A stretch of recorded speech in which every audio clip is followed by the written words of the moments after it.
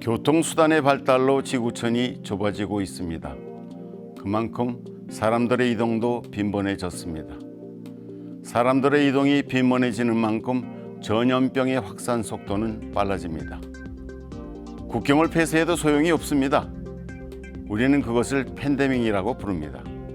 지난 2020년에 중국에서 시작되어 전 세계로 퍼진 코로나19 사태를 팬데믹의 대표적인 사례라고 할 수 있습니다.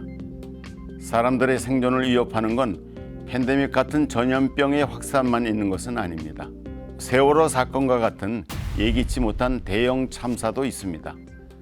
대형 참사가 일어났을 때 인간의 미흡한 대처 능력이 사건을 더 키웁니다. 자연재해를 인재로 만드는 거죠. 사람들의 생존은 점점 불안해집니다.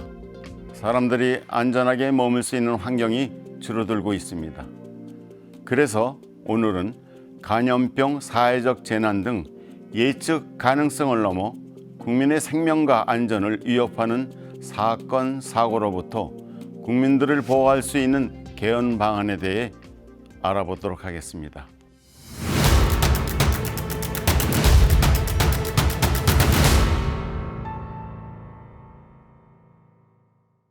감염병, 사회적 재난 등 국민의 생명 안전에 대한 위협이 전례 없는 양상으로 확산되기 시작했습니다.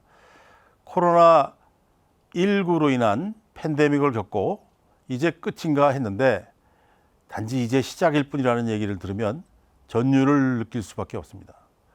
기후변화에 따른 온도 상승으로 시베리아 동토에 잠자고 있던 미지의 바이러스 세균들이 깨어나 인류를 괴롭힐 것이라는 예측도 나옵니다.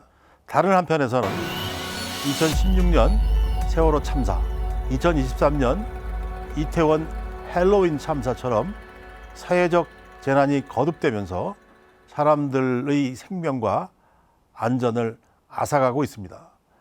끊이지 않는 사회적 참사가 생존 자체를 위협하는 상황입니다. 국민이 숨이라도 마음껏 쉴 수 있는 권리를 가져야 되는데 그 권리마저 위협을 받는, 또 그것을 위협하는 미세먼지 문제도 이미 심각한 환경 문제로 떠올랐습니다. 이에 대한 대응으로 국민의 생명과 안전, 보건을 국가 생명의 중추에 두는 생명안전보건국가의 헌법화가 필요하다는 목소리가 커지고 있습니다. 보건국가는 종종 히스테리의 관념과 결부되어서 히스테릭 보건국가라고 불리기도 합니다. 거기에는 국민 보건을 빌미로 한 국가 권력의 강화를 초래할 수 있다는 우려가 깔려 있습니다. 극단적인 봉쇄 조치를 강행했던 중국은 말할 것도 없겠죠. 심지어 법치 국가를 자랑하던 독일에서조차 많은 논란이 있었습니다. 감염병 예방법을 빌미로 주 정부에게 개인의 행동을 광범위하게 제한하는 법규 명령을 제정 시행할 수 있도록 위임한 것을 두고 극심한 공방이 벌어졌습니다. 집단 감염의 규제 과정에서 특정 종교단체들과 업소에 출입하는 사람들의 저항, 종교 집회에 대한 제한 등으로 인한 논란과 충돌도 문제였지만 감염 증상 초기에 검사 추적 진료라는 3T 정책이죠. 3T 정책과 강력한 자가격리 조치로 촉발된 인권 침해 논란은 우리나라라고 예외는 아니었습니다. 국민의 안전을 강조하는 경우에도 마찬가지의 위험이 따릅니다. 리바이어든 또는 레비아땅이라고 불리는 야수적 거대 국가의 이미지를 연상시킵니다. 이런 딜레마에서 벗어날 수 있는 활로를 모색하는 것이 새로운 헌법의 과제로 떠오릅니다. 이러한 배경에서 감염병 등 건강과 보건에 대한 위협이 있을 때 그로부터 보호받을 보건권, 자연재해 재난 등의 위협으로부터 국민의 안전을 보장하고 국가와 정부의 책임을 분명히 하는 헌법 개정이 요구됩니다. 아울러 생존권, 거주권, 환경권 등 사회 경제적 권리를 실질적으로 보장하는 것도 중요한 과제로 대두되고 있습니다. 특히 감염병이나 미세먼지, 각종 재난과 사회적인 재해 및 사고에서 생명, 건강, 재산의 위협에 더 직접적으로 더 심각하게 노출될 수밖에 없는 소수자, 영세민, 지역 주민의 권리를 보호하는 데에도 각별한 노력을 기울일 필요가 있습니다.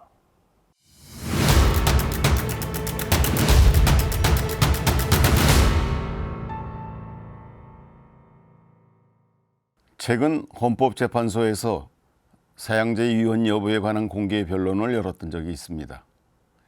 이번 헌법 개정의 논의에서도 사형제 폐지 여부를 다루는 것이 중요하다는 생각이 듭니다. 헌법재판소 공개 변론에서의 주요 쟁점은 사형제가 생명권의 본질을 침해하는 것인지, 정의와 범죄 예방을 위해서 국가의 생명권 제한이 가능한지에 대한 여부였습니다. 생명권은 국가 이전의 권리이며 사형제도가 범죄 예방 효과도 크지 않다고 하는 주장이 있었고, 반대로 법무부 측은 합헌 결정을 번복할 새로운 사정이 없다고 주장했죠. 이와 관련하여 생명권에 대한 논의가 필요하다고 봅니다. 헌법을 개정하면서 생명권 신설이 필요할까요? 사형제 폐지에 대한 교수님의 의견도 궁금합니다. 사형제를 폐지한 나라들이 늘고 있고 우리나라도 공식적으로 폐지하지는 않았지만 이미 오랜 기간 마지막 사형 집행 이후 25년 이상이 지날 만큼 사형을 집행하지 않았습니다. 실질적인 사형 폐지국으로 불리는 이유입니다. 오히려 최근에는 사형을 선고했어도 집행을 하지 않다 보니 집행시효 30년이죠. 집행시효가 만료되는 사형수가 나와서 그 석방 여부를 둘러싼 논란이 벌어졌습니다. 정부와 여당은 부랴부랴 형법 개정을 추진했고 사형의 집행시효를 폐지하는 법석을 떨기도 했습니다. 국내 여론은 사형제를 찬성하는 여론이 압도적으로 높지만 국제사회에서는 정반대로 사형제를 폐지한 나라들이 더 많습니다. 이유는 그 가입국 기준에 사형제 폐지를 포함시키고 있을 정도입니다. 2023년 5월 25일 새벽 5시 47분, 좀 일찍 일어났죠. 빙 AI에게 물었습니다. 다음과 같은 대답이 나왔습니다. 2021년 10월 현재 세계 195개국 중 106개국이 사형을 법적으로 완전히 폐지하거나 금지했고 7개 나라가 특수범죄에 한해 유지하고 있으며 47개국이 사실상 폐지했고 35개국이 사형제를 유지하고 또 실행하고 있다고 보고를 하고 있습니다. 사형을 집행하는 방법은 국가마다 다른데요. 교수형, 독극물 주사, 음독형, 총살형, 참수, 투석형, 전기의자형 등이 있습니다. 사형을 집행하는 국가들은 대부분 아시아나 아프리카의 개발도상국에 해당하지만 OECD 가입국 중에서는 미국과 일본이 사형을 집행하고 있습니다. 대한민국은 사형제도를 존치하고는 있으나 마지막으로 사형을 집행한 것은 1997년 12월 30일이며 이후로는 사실상 폐지한 상태입니다. 대한민국의 사형 방법은 형법상 교수형과 군형법상 총살형이 규정되어 있습니다. 이것이 AI의 답변이었습니다. 정부의 태도는 이중적입니다. 2022년 7월 헌법재판소의 사형제 공개 변론에서 법무부 측은 유족의 울분을 무시할 수 없다며 사형제 존치를 주장한 반면 외교부는 그로부터 5개월 뒤에 유엔의 사형제 모라토리엄 결의안에 찬성했기 때문입니다. 국내 여론이 좋지 않다 보니 사형제 존폐에 대한 논의도 뒷전으로 밀렸습니다. 21대 국회에서는 유일하게 더불어민주당 이상민 의원이 대표 발의한 사형 폐지에 관한 특별법이 발의됐습니다. 그렇지만 단 한 번의 토의도 없이 방치되고 말았죠. 헌법재판소에서는 1996년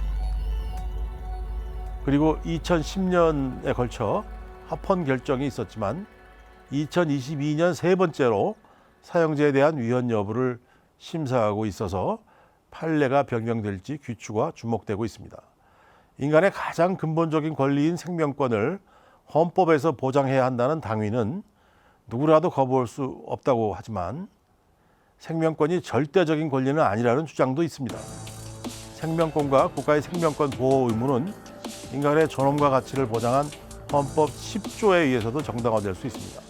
그럼에도 불구하고 사형제 폐지에는 선뜻 수긍하지 못하는 사람들이 적지 않습니다.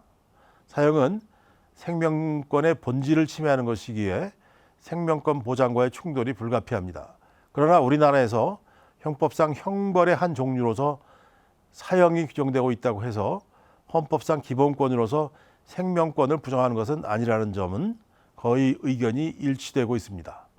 생명권은 헌법에 열거되지는 않았지만 경시되어서는 안 될 기본권 목록 제일 앞부분에 위치하고 있습니다.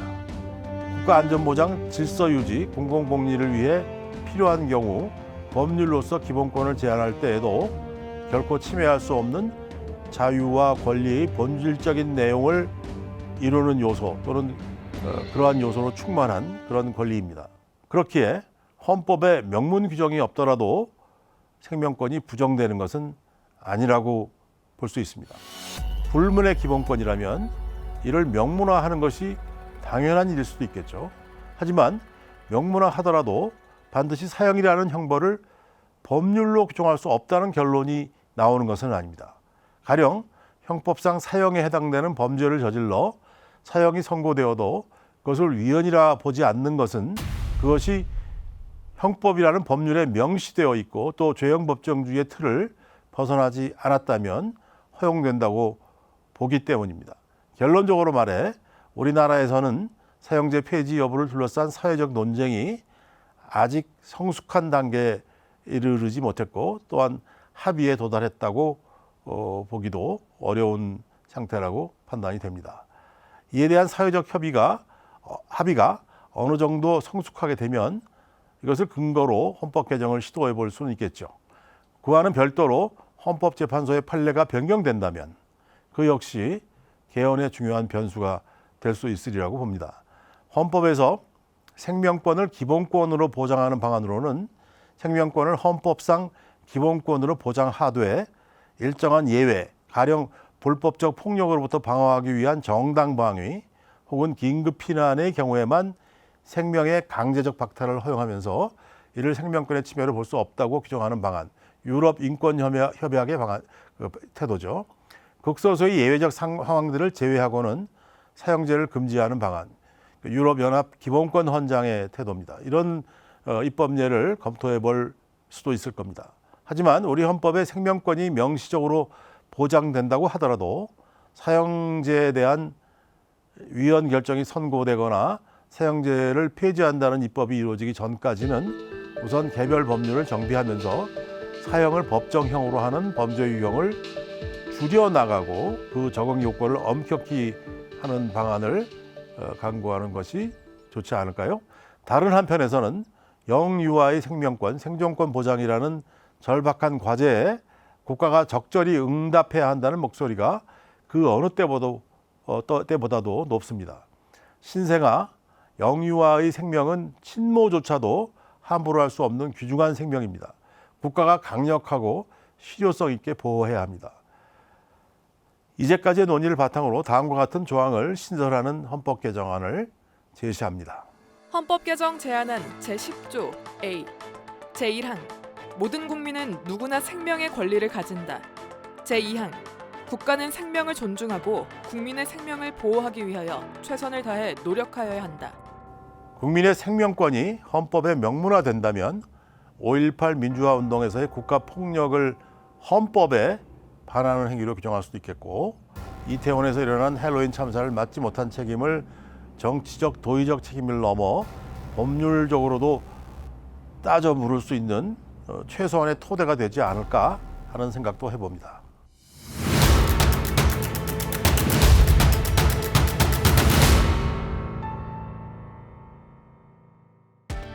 오늘은 국민의 생명과 안전 중 생명권을 주제로 홍준영 교수님의 이야기를 들어보았습니다.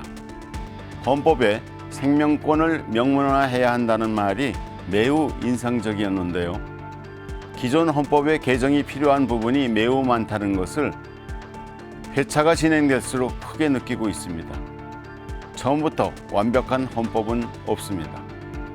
시대의 흐름에 순응하며 살아가는 우리들처럼 헌법도 흐름에 맞게 변화해야 합니다. 오늘도 더 나은 사회를 위해 노력하는 제7공화국 프로젝트 팀과 함께 해주셔서 고맙습니다. 지금까지 김원호였습니다.